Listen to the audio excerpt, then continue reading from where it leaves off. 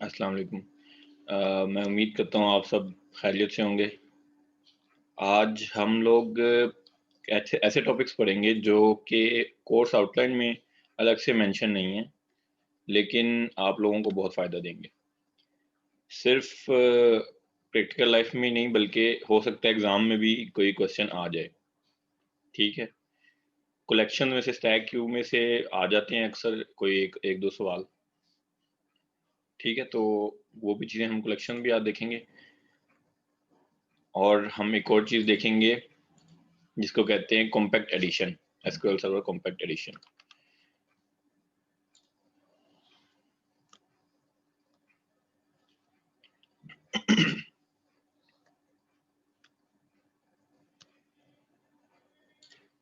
तो हम स्टार्ट करते हैं।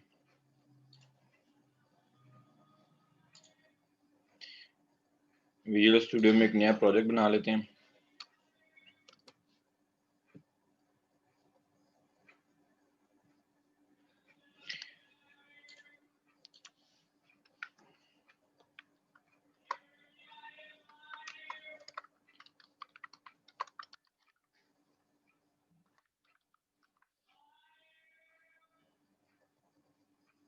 सुनाई दे रहा है सबको? कोई इश्यू तो नहीं है?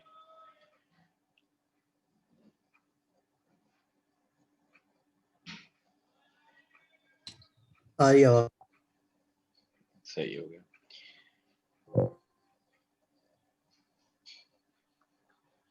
अच्छा, टूल बॉक्स से एक बटन लगा लेता हूँ।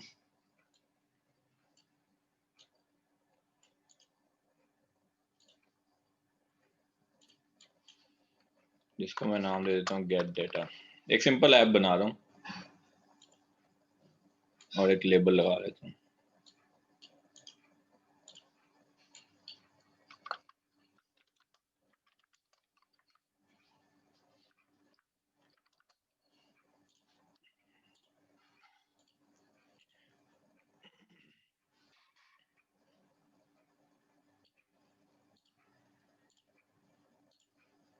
ठीक है, बटन के इवेंट में जाऊंगा, क्लिक इवेंट में। ठीक है, अब यहाँ पे मैंने कुछ ऐसा कोड लिखना है जो डेटाबेस से डाटा लेकर आए और इस लेबल में जो कि जिसमें ऑलरेडी लिखा हुआ है प्लीज क्लिक द बटन, इस लेबल में वो डाटा शो करे। अब हम लोगों को ये तरीका आता है कि ये काम कैसे होता है। हम एसक्यूएल कनेक्शन बनाते हैं जिसमें कनेक्शन स्ट्रिंग देते हैं, फिर एसक्यूएल कनेक्शन को ओपन करते हैं, फिर उसके बाद एसक्यूएल कमांड बनाते हैं। एसक्यूएल कमांड में क्यूरी होती है हमारी और कनेक्शन होता है। फिर एसक्यूएल कमांड को हम एग्जीक्यूट रीडर करते हैं, तो हमारे पास एक एसक्यूएल डाटा रीडर आ जाता है जिसको लूप में ट्रैवर्स करके हम डाटा लेबल में प्रिंट कर सकते हैं। ये तरीका तो हम लोगों को अब आता है, लेकिन उसके लिए एक इम्पोर्टेंट चीज़ क्या है? डेटाबेस, जो कि एसक्यूएल सर्वर में क्रिएट करते हैं। एसक्यूएल सर्वर एक अलग से एप्लीकेशन है जहाँ पे हमने ये क्रिएट की, ठीक है? जब आप इंस्टॉल करते हैं एसक्यूएल सर्वर, तो उसमें एक एसक्यूएल सर्वर भी इंस्टॉल होता है और एक एसक्यूएल सर्वर कॉम्पैक्ट एडिशन भी इंस्टॉल होता है। यानी कि कुछ ऐसी लाइब्रेरीज वगैरह भी इंस्टॉल होती हैं जो कि कॉम्पैक्ट एडिशन के लिए होती हैं। तो कॉम्पैक्ट एडिशन क्या है और उसको यूज़ कैसे करते हैं? अपने इस ऐप पे राइट क्लिक करेंगे, न्यू आइटम, यहाँ से लेफ्ट साइड से डाटा सेलेक्ट करें और जो सेंटर पैनल है उससे लोकल डेटाबेस सेलेक्ट करें। लोकल डेटाबेस क्रिएट करने के लिए एसक्यूएल कॉम्पैक्ट एडिशन यूज होता है, जैसे कि इस राइट मोस्ट पैनल में लिखा है an empty SQL server compact edition database for local data. ठीक है, जब हम कोई एप्लीकेशन बनाते हैं तो हम लोग डेटाबेस एक अलग से स्टैंड अलोन रन होने वाली एसक्यूएल सर्वर में बनाते हैं। अक्सर औकात हमारी ऐप उसको एक्सेस करती है, उसके अलावा फर्दर कोई और ऐप्स भी होती हैं जो उसी सेम डेटाबेस को एक्सेस करती हैं। ठीक है, मल्टीपल एप्लीकेशन एक्सेस करती हैं उस डेटाबेस को। इन दैट केस डेटाबेस हमें अलग से बनानी होती है। ठीक है, इस तरीके से लोकल डेटाबेस हम नहीं बना सकते।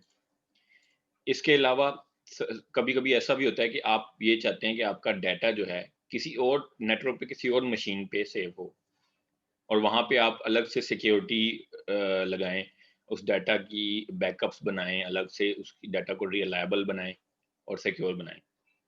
और डिफरेंट पर्पसेस हो सकते हैं, स्टोरेज पर्पसेस हो सकते हैं, जो आप चाहते हैं कि आपकी एप्लीकेशन वाली मशीन जो है, जहाँ पे एप्लीकेशन रन हो रही है, वहाँ पे स्टोरेज कम है, आप चाहते हैं डेटाबेस किसी और मशीन पे हो जहाँ पे स्टोरेज मैं अलग से ज़्यादा सारी लगाऊंगा, ठीक है। इन दैट केस भी आप एक अलग से एसक्यूएल सर्वर में डेटाबेस बनाते हैं, लोकल डेटाबेस नहीं बनाते। अब लोकल डेटाबेस नहीं बनाते ये तो हमें पता लग गया कब कब नहीं बनाते, कुछ एग्जांपल्स हमें पता लग गए। लोकल डेटाबेस फिर बनाते कब हैं? लोकल डेटाबेस तब बनाते हैं जब हमने थोड़ा बहुत डाटा स्टोर करना हो, और वो ऐसा डाटा हो जो सिर्फ इसी एप्लीकेशन में एक्सेस होगा। हमें श्योरिटी है कि इसी एप्लीकेशन में एक्सेस होगा और थोड़ा बहुत होगा, यानी कि इस मशीन पे जहाँ पे एप्लीकेशन रन हो रही है, वहाँ पे डेटाबेस में रिकॉर्ड्स इंसर्ट हो के डेटाबेस इतनी ज़्यादा ग्रो नहीं कर जाएगी कि हमें कोई और इश्यूज आए, स्टोरेज के इश्यूज आए या सिस्टम स्लो हो या किसी भी तरह के इश्यूज आए। हमें पता है कि थोड़ा सा ही डाटा होगा, ठीक है। और हमें हमें ये भी पता है कि ये जिस मशीन पे रन हो रहा है उसकी सिक्योरिटी इनफ है इस डाटा के लिए, ठीक है। और हमें ये भी पता है कि ये सिर्फ यही एप्लीकेशन एक्सेस करेगी और कोई मल्टीपल एप्लीकेशन इस डेटाबेस को एक्सेस नहीं करेंगी, ठीक है। इसका नाम मैं रख देता हूँ स्टूडेंट्स सर डेटाबेस। जी सर जैसे हमारे पास एसक्यूलाइट होती है, वो एक तरह से लोकल डेटाबेस ही होती है, मोबाइल्स पे जो डेवलप जी बिल्कुल, करते हैं। बिल्कुल सही एग्जांपल दिया आपने। एसक्यूएल लाइट हमारी मोबाइल के अंदर ही डाटा को स्टोर करती है, तो वो भी लोकल डेटाबेस होती है। बिल्कुल सही एग्जांपल दिए। लेकिन अगर आपने डॉट नेट की डेस्कटॉप एप्लीकेशन या वेब एप्लीकेशन में आपने डेटाबेस बनानी है, वही उसी पर्पस के लिए जिस पर्पस के लिए आप एसक्यूएल लाइट यूज करते हैं, उसी तरह का पर्पस यहाँ पे भी है। लेकिन डॉट नेट की एप्लीकेशन है, डेस्कटॉप एप्लीकेशन है या वेब एप्लीकेशन है, इन दैट केस आप ये वाली लोकल डेटाबेस बनाते हैं। सेम चीज है, आपने बिल्कुल सही एग्जांपल दिया। ऐड पे क्लिक करूंगा। सर काइंडली रिपीट करेंगे किस लिए हम बनाएंगे, सॉरी समझ नहीं आई। लोकल डेटाबेस किस लिए बनाते हैं? Yes sir. इतनी लंबी मैंने इस पे तकरीर की है। लोकल सर डेटाबेस हम जी जी बता दें, जी जी मैं ओवरव्यू दोबारा बता दें। बता देता हूँ। लोकल डेटाबेस हम तब बनाते हैं जब हम हमारी एक एप्लीकेशन ऐसी है जिसमें थोड़ा बहुत डाटा हमने स्टोर करना है, ठीक है।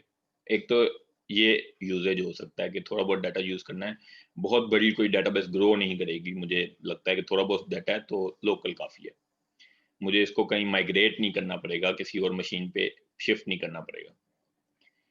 दूसरा यूज केस ये हो सकता है कि मेरी ये जो एप्लीकेशन जिसमें मैं लोकल डेटाबेस बना रहा हूँ, सिर्फ यही एप्लीकेशन एक्सेस करेगी इस डेटाबेस को, और कोई मल्टीपल एप्लीकेशन मेरी ऑर्गेनाइजेशन की मल्टीपल एप्लीकेशंस नहीं है जो इसको एक्सेस करेंगी, ठीक है। हम जब भी किसी कंपनी के लिए काम करते हैं तो हमारी अक्सर डेटाबेस ऐसी होती है जिसको मल्टीपल एप्लीकेशंस एक्सेस कर रही होती हैं, ठीक है। कभी भी ऐसा नहीं होता कि सिर्फ एक एप्लीकेशन के लिए एक डेटाबेस बनी हो, बहुत रेयर केसेस ही होते हैं, ज्यादातर ऐसे काम ही पड़ जाते हैं जिसमें मल्टीपल एप्लीकेशन एक्सेस कर रही होती हैं।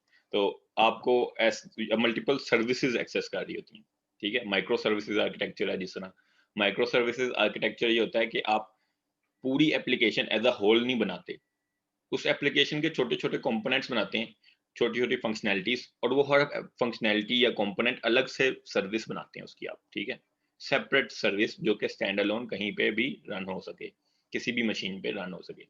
यानी कि आप अगर एक एप्लीकेशन है उसकी 10 माइक्रो सर्विसेज आपने बना दी हैं, वो 10 की 10 अपनी 10 अलग मशीन्स पे रन हो सकें, ऐसी सर्विसेज आप सेपरेट बना देते हैं। इन दैट केस वो 10 सर्विसेज हो सकता है आपकी डेटाबेस को एक्सेस कर रही हो। हालांकि होना तो यही चाहिए कि एक सर्विस सिर्फ डेटाबेस को एक्सेस करेगी और जितने भी डेटाबेस के ऑपरेशंस हैं बाकी सर्विसेज इस सर्विस को यूज करके परफॉर्म करेंगे। लेकिन कभी कभी ऐसा भी होता है कि आपकी मल्टीपल सर्विसेज एक डेटाबेस को एक्सेस करने लग जाती हैं, कुछ ऐसे इश्यूज आ जाते हैं। तो इन दैट केस आप लोकल डेटाबेस नहीं बनाते, आप अलग से एसक्यूएल सर्वर में डेटाबेस बनाते हैं, जैसे हमने अभी तक देखा था, ठीक है। माइक्रो सर्विसेज आर्किटेक्चर में भी इस तरह होता है, ये एक और एग्जांपल है, ठीक है। ठीक है सर। अब जैसे इन्होंने एग्जांपल दी कि हम एंड्रॉइड एप्लीकेशन बनाते हैं, उसमें हमारे पास एसक्यूएल लाइट डेटाबेस होती है।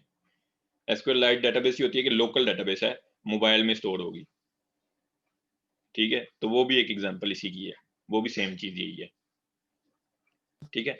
जब मैं ठीक लोकल डेटाबेस है सेलेक्ट करके नेक्स्ट करूंगा, उसके बाद डाटा सेट बनाने को वो कहेगा, उसको नेक्स्ट सर। करो जी। जो हम मोबाइल में व्हाट्सएप वगैरह यूज करते हैं तो वो भी हमारा डाटा लोकल सेव करता है, हमारा डेटाबेस जो बनती है। जी, व्हाट्सएप ने इस तरह का आर्किटेक्चर यूज़ किया जिसमें उसको दोनों चीज़ें करनी है।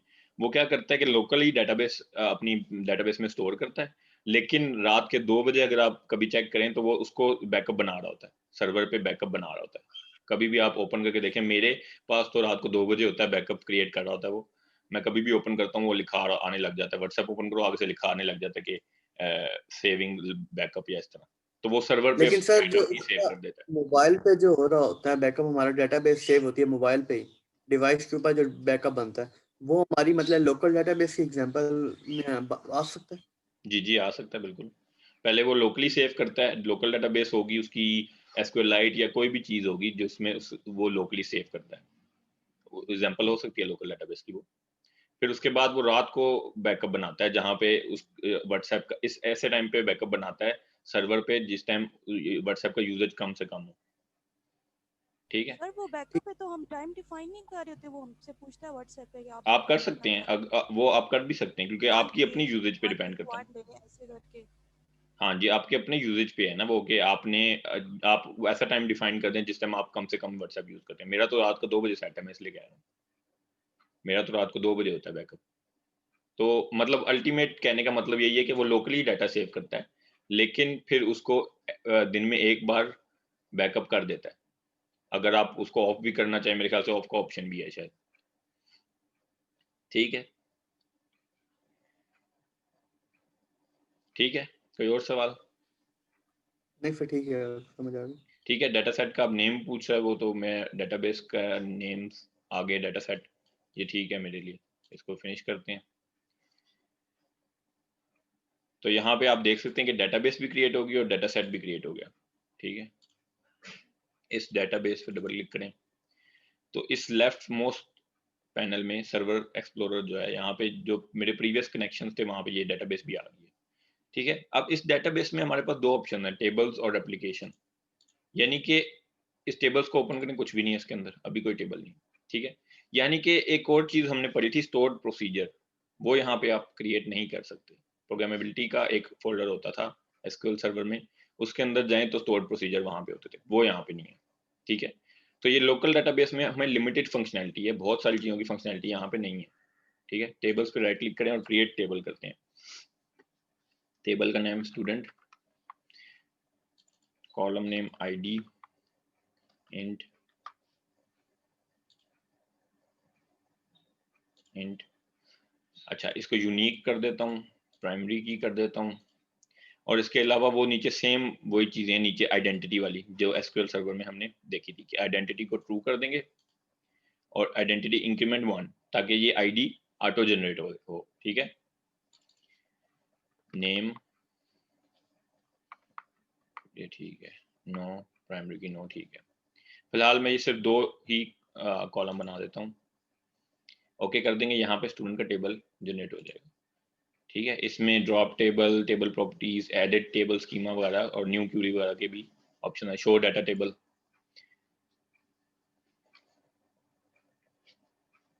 अभी इसमें कोई डाटा नहीं है तो मैं यहाँ पे कुछ डाटा डाल देता हूँ।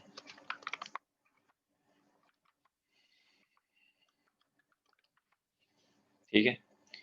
जब रेड आता है यहाँ पे साइन, इसका मतलब वो सेव नहीं हो रहा था। जैसे मैं टैब प्रेस करता हूँ, यानी कि कर्सर दूसरे कॉलम में आता है, तो वो डाटा सेव हो जाता है। ठीक है? अब इस डेटाबेस पे राइट क्लिक करके प्रॉपर्टीज में जाएंगे, तो यहाँ पे एक चीज आ रही है कनेक्शन स्ट्रिंग, यानी कि ये हमें कनेक्शन स्ट्रिंग खुद से बना कर दे रहा है। ठीक है? ये वाली कनेक्शन स्ट्रिंग आपने कॉपी करनी है क्योंकि आपकी डेटाबेस की जो लोकेशन है वो अब चेंज है। ठीक है? पहले तो हम लोकल लिख देते थे, या अगर हमारे पास आईपी हो तो आईपी लिख देते थे। अब हमारे पास इस कंप्यूटर में किसी पाथ पे डेटाबेस की फाइल क्रिएट हो गई है, वो ये पाथ हम देखते हैं अभी थोड़ी देर में। अच्छा, बटन क्लिक पे हम बनाएंगे एसक्यूएल कनेक्शन। अब एसक्यूएल कनेक्शन हमने उस तरीके से नहीं बनाना जैसे हम बनाते थे। एसक्यूएल कनेक्शन बनेगा एसक्यूएल सीई कनेक्शन के नाम से, यानी कि कॉम्पैक्ट एडिशन वाला कनेक्शन बनाएंगे।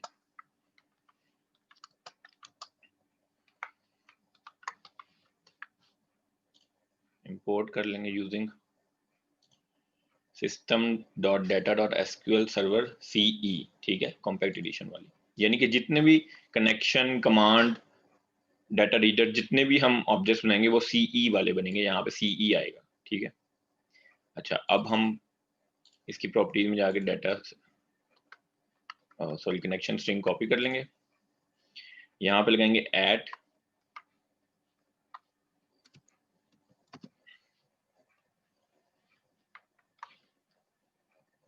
इन्वर्टेड कॉमास और इसके अंदर पेस्ट कर देंगे कनेक्शन स्ट्रिंग। ये देखें अब क्या पाथ बना है, सी में यूजर्स इमरान, आगे डॉक्यूमेंट्स में विजुअल स्टूडियो और प्रोजेक्ट्स, फिर ऐप का नेम है, उसी ऐप के अंदर मेरी ये बनी है SDF फाइल, ठीक है। उसका पाथ पूरा यहाँ पे आ जाएगा। Connection string as it is मिल जाती है, हमें इसके बारे में सोचना नहीं पड़ता। फिर कनेक्शन ओपन करेंगे,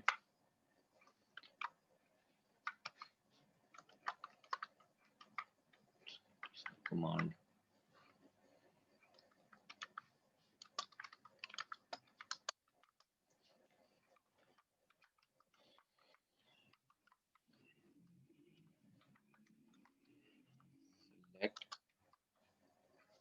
select static from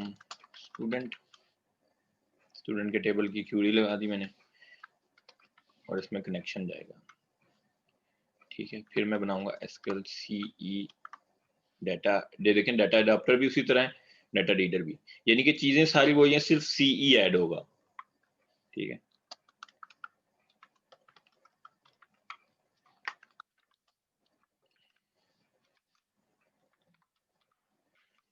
एक स्ट्रिंग वेरिएबल बना लिया मैंने, ताकि जो लेबल में शो करनी है वो इस स्ट्रिंग में ऐड करता जाऊंगा।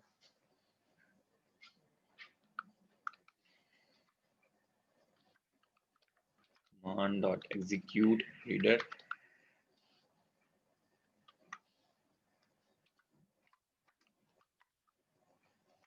while का लूप उसी तरह,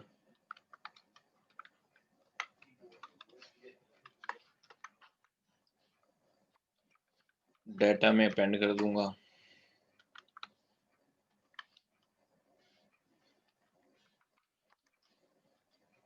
नेम, सिर्फ नेम प्रिंट कर देता हूँ, और डाटा में एक और चीज डाल देता हूँ /r, ठीक है, ताकि एक नेम के बाद लाइन ब्रेक आए, ठीक है। और फिर फाइनली बना देता हूँ ब्लॉक जिसमें मैं कनेक्शंस क्लोज करूंगा। Connection not equal to null है तो कनेक्शन क्लोज कर दो,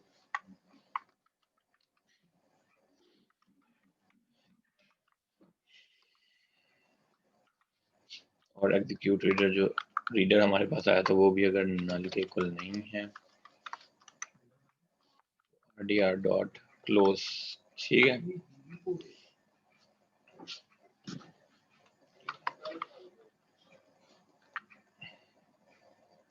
अच्छा, ये तो मैंने डाटा के वेरिएबल में सारा बना दिया। अब मैं यहाँ पे लेबल में सेट कर देता हूँ इसको,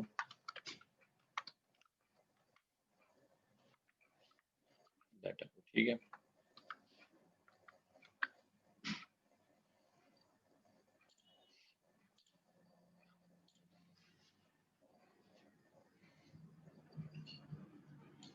एग्जीक्यूट करेंगे, गेट डाटा पे क्लिक करते हैं, ठीक है।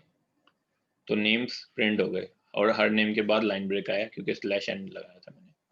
तो सिंपल है, सारी चीजें वही हैं, सिर्फ CE का वर्ड अल्फाबेट्स आ जाते हैं हर ऑब्जेक्ट के हर क्लास के बीच में, ठीक है। SQL CE connection, SQL CE command, SQL CE data reader, ठीक है, बस बाकी सिंपल है। सर एक चीज पूछनी थी जी, हम मैसेज बॉक्स अगर यूज करते हैं तो उसका एरर आता है, उसकी क्या रीजन है सर? एरर क्या आता है? सर एरर यानी मैसेज, जब भी मैसेज बॉक्स यूज करते हो तो एरर आ जाता है, वो वो उसको तो एग्जीक्यूट नहीं करता, फंक्शन नहीं है, डिक्लेयर नहीं है इस तरह से। एरर देखना पड़ेगा, एरर देख के कर सकते हैं, बता सकते हैं। एरर को रीड करना सीखें, ठीक है। एरर को रीड करके उसका मीनिंग समझें, फिर देखें कि क्या किस वजह से वो ये कह रहा है। सही है सर। अगर एरर वगैरह आता रहेगा तो वो मैसेज जो भी वो एरर दिखा रहा है वो मुझे सेंड कर दीजिएगा, ठीक है। तो ये हो गया कॉम्पैक्ट एडिशन। इसमें किसी का कोई सवाल हो तो बता दें।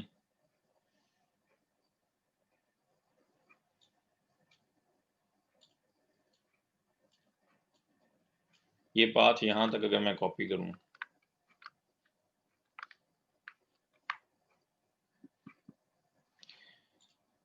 तो ये मैं देख सकता हूँ ये फाइल पड़ गई डेटाबेस, ठीक है, जो कि 84 KB की होगी है। जैसे जैसे डाटा इसमें आता जाएगा ये इसका साइज बढ़ता जाएगा, ठीक है। चलें फिर हम आगे मूव ऑन करते हैं।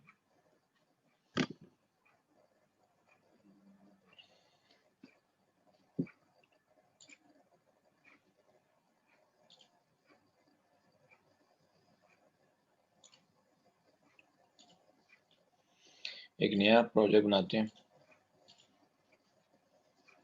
कंसोल एप्लीकेशन बनाते हैं, कलेक्शंस, जिसमें हम सीखेंगे कि कलेक्शंस कौन कौन सी हैं।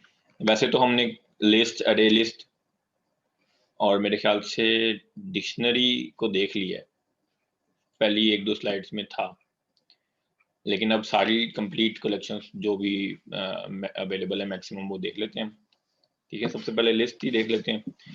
लिस्ट क्या होती है, कोई बता सकता है?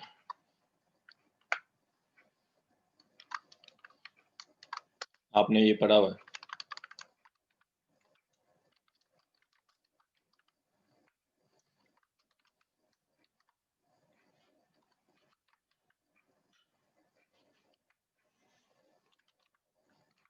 कोई भी नहीं बता सकता, पेपर की तैयारी तो बिल्कुल आप लोगों की नहीं है। लिस्ट ये होती है कि इसके अंदर हम डिफरेंट डाटा टाइप का डाटा स्टोर कर लेते हैं। डिफरेंट डाटा टाइप्स का डाटा स्टोर करते नहीं, गलत, ऐसा नहीं होता। बट डाटा स्टोर होता है, लाइक एन एरे यूज होता है ये। वो तो सारी कलेक्शन होंगी डाटा स्टोर करने के लिए। ये कुछ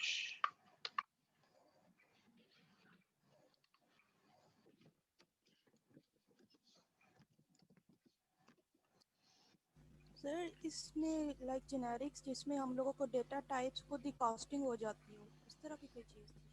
इसमें जेनेरिक्स लगते हैं। ये एक ऐसा कलेक्शन है जिसमें हम मल्टीपल वैल्यूज स्टोर कर सकते हैं, लाइक अरे, ठीक है, लिस्ट ऑफ वैल्यूज। लेकिन इसमें जेनेरिक्स हैं, तो हम जेनेरिक में जो डिफाइन करें, जैसे मैंने यहाँ पे इंट लिखा है, तो सिर्फ इंटीजर टाइप की वैल्यूज इसमें आ सकती हैं, तो रन टाइम एरर के चांसेस कम हो जाते हैं, ठीक है। रन टाइम एरर ये होगा कि फॉर एग्जांपल मैंने एक लिस्ट बनाई, ठीक है, उसमें अरे लिस्ट बनाई जिसमें जेनेरिक्स नहीं होते, ठीक है, उसमें मैंने इंट वैल्यूज डाली और एक वैल्यू मैंने इस तरह डाल दी, ये भी इंट है लेकिन एज अ स्ट्रिंग गई है ये, ठीक है। अभी तो ये एरर दे रहा है क्योंकि जेनेरिक्स यूज हुई है, अगर अरे लिस्ट होती तो ये एरर ना देता, ठीक है। फिर उसके बाद मुझे लगा कि सारे इंटीजर्स हैं, मैं इन सब का सम ले लेता हूँ, ठीक है। मैंने एक लूप लगाया, सारी लिस्ट को ट्रैवर्स किया और उनका सम लेना शुरू कर दिया। तो जब जैसे ये स्ट्रिंग वैल्यू आएगी वो एरर थ्रो कर देगा कि ये तो स्ट्रिंग है, इसको कैसे ऐड करूं मैं बाकी इंटीजर्स में, ठीक है। तो ये रन टाइम इस तरह के एरर्स आ जाते हैं अगर आप जेनेरिक्स यूज ना करें। तो डाटा टाइप को साथ मेंशन करना जेनेरिक्स कहलाता है। जी, यहाँ पे डाटा टाइप अगर आप मेंशन कर दें इस एंगल ब्रैकेट्स में, ये जेनेरिक्स है, यानी कि ये वैसे तो जनरल थी, लिस्ट एक जनरल चीज है जिसमें आप कोई भी डाटा टाइप यूज कर सकते हैं, लेकिन आपने डिफाइन कर दिया इंटीजर, स्ट्रिंग, ठीक है। सही। ये जेनेरिक्स भी हम पढ़ चुके हैं, प्रॉपर टॉपिक था, आप लोग बिल्कुल ऐसे हुए हैं जैसे पता ही नहीं है। सर भूल गए हैं, पुरानी चीज हो गई। ठीक है, इस लिस्ट में इस तरीके से ऐड के फंक्शन से मैं वैल्यूज ऐड कर सकता हूँ, लेकिन अगर मैं भूल गया हूँ कुछ वैल्यूज ऐड करना, तो मैं इसको किसी प्रॉपर इंडेक्स पे, मैं कह रहा हूँ कि 10 के बाद 11 डालना मैं भूल गया हूँ, ठीक है। तो मैं 0 से इंडेक्स स्टार्ट होगा, 1 इंडेक्स पे 11 डाल देता हूँ, ठीक है। 0 पे 10 आ जाएगा, 1 इंडेक्स पे 11 आ जाएगा, ठीक है। मैं इस तरह डाल सकता हूँ, इंसर्ट एट एनी इंडेक्स कर सकता हूँ, ठीक है। फिर मैं लगा देता हूँ फॉर ईच लूप।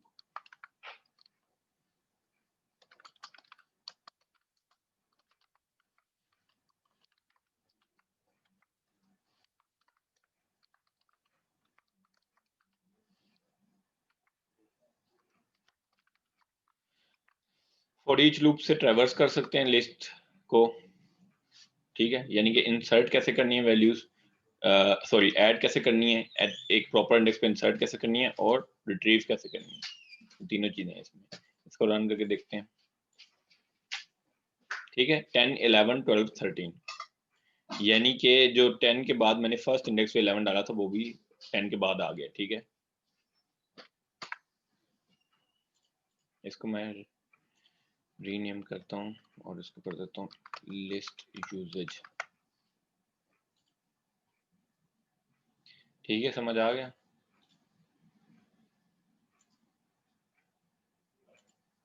समझ आ गया।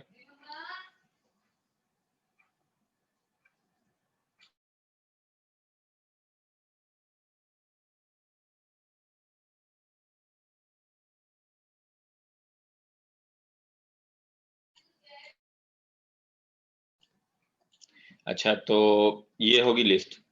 अब इसके मेन को मैं मेन वन कर देता हूँ ताकि एक ही एंट्री पॉइंट हो पूरे प्रोजेक्ट में। अब दूसरा एंट्री पॉइंट में बनाने लगा हूँ। अब हम यूज करके देखते हैं अरे लिस्ट।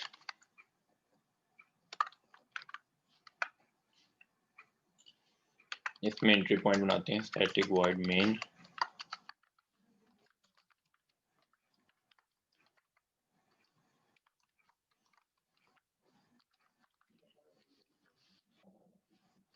अरे लिस्ट।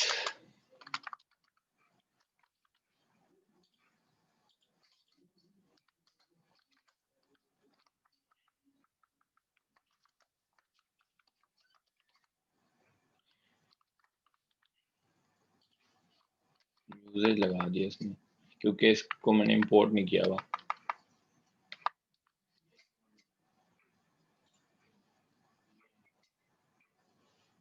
ये गौर कीजिए कि ये अरे लिस्ट सिस्टम डॉट कलेक्शंस में है, जबकि लिस्ट जो है वो system dot collections dot generic में होती है, ठीक है, क्योंकि इसमें जेनेरिक यूज होते हैं।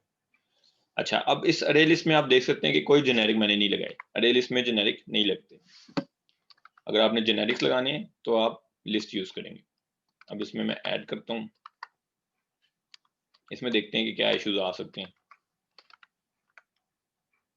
जब आपने मिक्स टाइप्स रखनी हो तो तब आप ये नॉर्मली यूज करते हैं, मिक्स डाटा टाइप इसमें ऐड करते हैं। मैं अब इसमें डाल देता हूँ स्ट्रिंग की फॉर्म में एक इंटीजर, जो कि है स्ट्रिंग है लेकिन नंबर। इंसर्ट करना हो उसी तरह इंसर्ट हो जाएगा किसी प्रॉपर इंडेक्स पे। 1 पे मैं इंसर्ट कर देता हूँ 11, ठीक है। फॉर ईच लूप,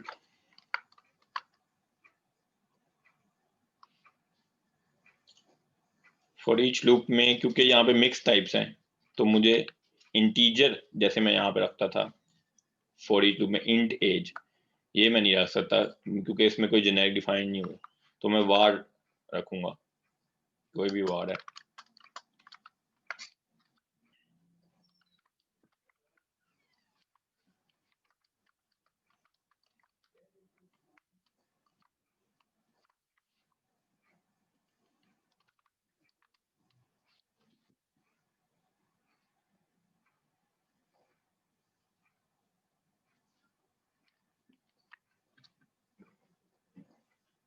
ठीक है, प्रिंट हो गया क्योंकि मैंने सिर्फ प्रिंट किया हुआ तो प्रिंट हो जाता, ठीक है। लेट्स से मैं इनको सम करता हूँ, इंट सम ऑफ एजेस, एक वेरिएबल बना लिया जिसको 0 से इनिशियलाइज किया।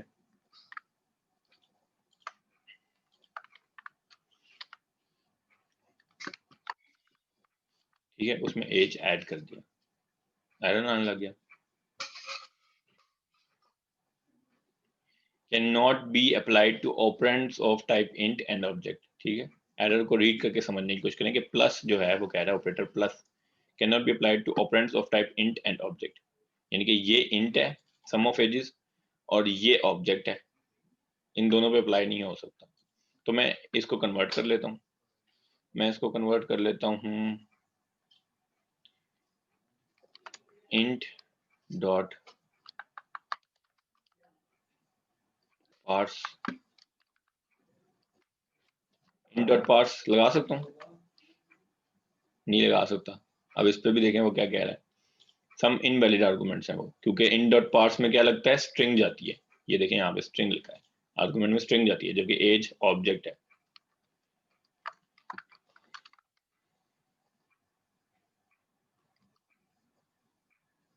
तो फिर मुझे एक और मेथड होता है वो यूज करना पड़ेगा, कन्वर्ट डॉट इंट 32।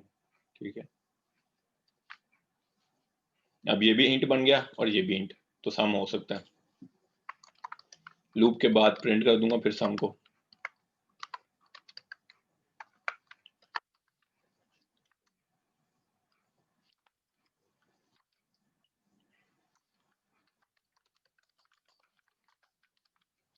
अब इसको रन करके चेक करते हैं क्या होता है।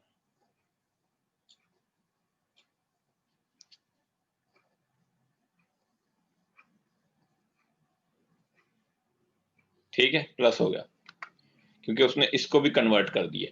ठीक है, इंटीजर में कन्वर्ट हो गया ये सक्सेसफुली। अगर यहाँ पे मैं ABC डालूं तो तब देखते हैं क्या होता है, क्योंकि मिक्स टाइप्स है ना। ठीक है, समझ आई बात कि मिक्स टाइप्स में रख तो दूंगा, लेकिन फिर जब मैं उसको मैं कहीं कैलकुलेशन वगैरह परफॉर्म करूंगा तो एरर आएगा, input string was not in the correct format. ठीक है, तो ये मसले आते हैं, रन टाइम एरर्स आते हैं कि आपने कोई भी रन टाइम पे कैलकुलेशन कर रहे हैं आप। ठीक है, ये जो सम है ये यहाँ पे कोड में परफॉर्म तो नहीं हो रहा ना, जब रन होगा, इसको रन करेंगे तो लूप पूरा एग्जीक्यूट होगा तब परफॉर्म होता है, तो उस टाइम पे ये एरर आएगा रन टाइम पे। ठीक है, इस तरह के मसले आते हैं अगर आप इस तरह की कलेक्शन यूज करें जिसमें डिफरेंट किस्म की डाटा टाइप्स हैं। ठीक है, लेकिन अगर आपने सम परफॉर्म नहीं करना, आपको कंफर्म है कि आप इसमें डिफरेंट किस्म के डाटा टाइप्स रख सकते हैं, तब आप ये यूज करेंगे। ठीक है, फिलहाल मैं इसको 13 कर देता हूँ ताकि एरर ना आए। ठीक है, समझ आ गई। इसको 2 कर देते हैं ताकि ये भी अब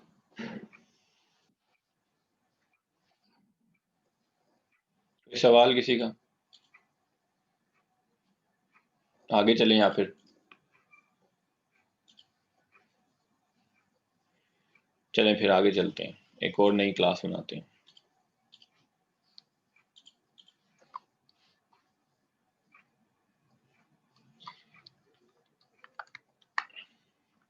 सॉर्टेड लिस्ट, इसमें एंट्री पॉइंट बनाते हैं हम।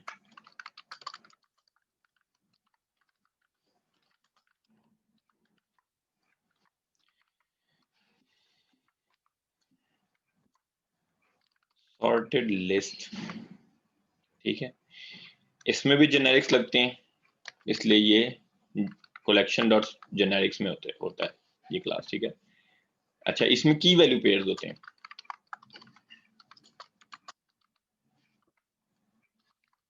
इस तरह बनती है ये। ठीक है, ये की है, जो की मैं कह रहा हूँ कि इंटीजर टाइप की होगी और उसकी वैल्यू स्ट्रिंग टाइप की होगी। ठीक है,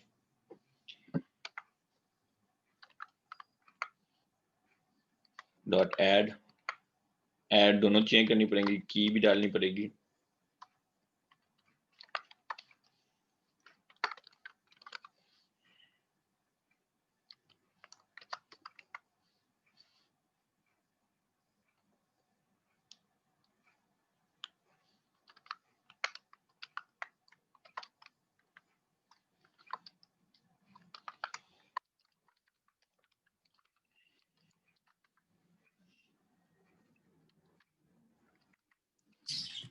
सर यहाँ पे हम मल्टीपल डाटा टाइप यूज कर सकते हैं?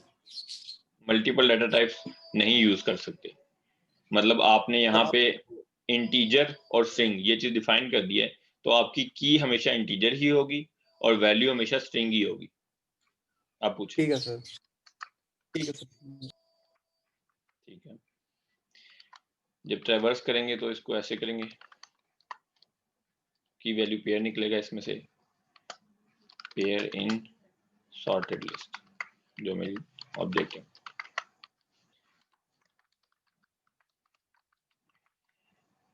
इसमें से मैं की भी निकाल सकता हूँ और पेयर भी निकाल सकता हूँ, मैं दोनों चीज़ निकाल सकता हूँ। मैं फॉर एग्जांपल लिखता हूँ पेयर डॉट की प्लस, और उसकी वैल्यू क्या है, पेयर डॉट वैल्यू। मैं दोनों चीज़ें प्रिंट कर देता हूँ, ठीक है। रन करके देखते हैं, ठीक है। की एंड वैल्यू दोनों चीज़ें प्रिंट होगी। अब फॉर एग्जांपल मैं किसी कोई एक वैल्यू इसमें से रिट्रीव करना चाहता हूँ, तो कैसे रिट्रीव करूंगा? सॉर्टेड लिस्ट डॉट मैं डाल दूंगा की वैल्यू का ये फायदा है कि कोई भी की डाल के कोई भी की डाल के उसकी वैल्यू रिट्रीव हो सकती है।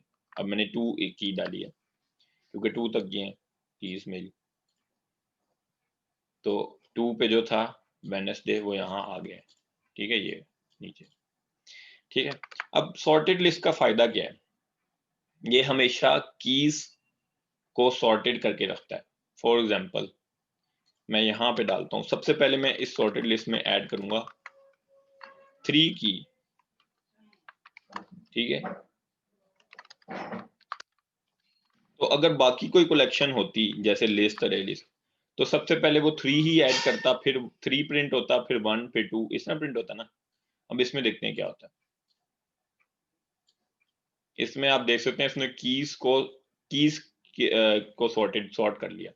1 पे वो ले आया ट्यूसडे को, 2 पे वेडनेसडे, और जो 3 जो सबसे पहले मैंने ऐड किया था 3 थर्सडे, वो उसने लास्ट पे ले गया, ठीक है। क्योंकि कीज को जब उसने सॉर्ट किया तो उसके साथ साथ वैल्यूज भी मूव होगी, ठीक है। तो ये सॉर्टेड लिस्ट है, ये कीज को सॉर्ट करके रखता है, ठीक है। सॉर्टेड बाय की करता है ये, ठीक है।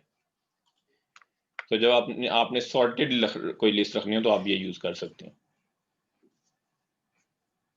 कोई सवाल इसमें?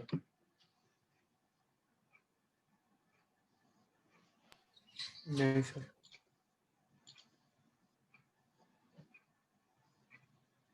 ठीक है, गुड।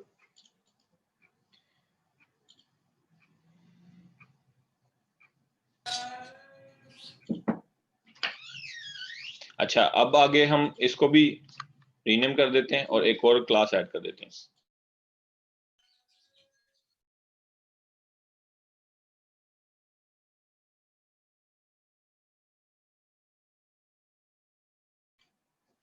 अच्छा, एक मिनट, नेक्स्ट क्लास में ज्वाइन करते हैं, फिर आगे कंटिन्यू करते हैं, वरना वो रिदम टूट जाएगा, ठीक है।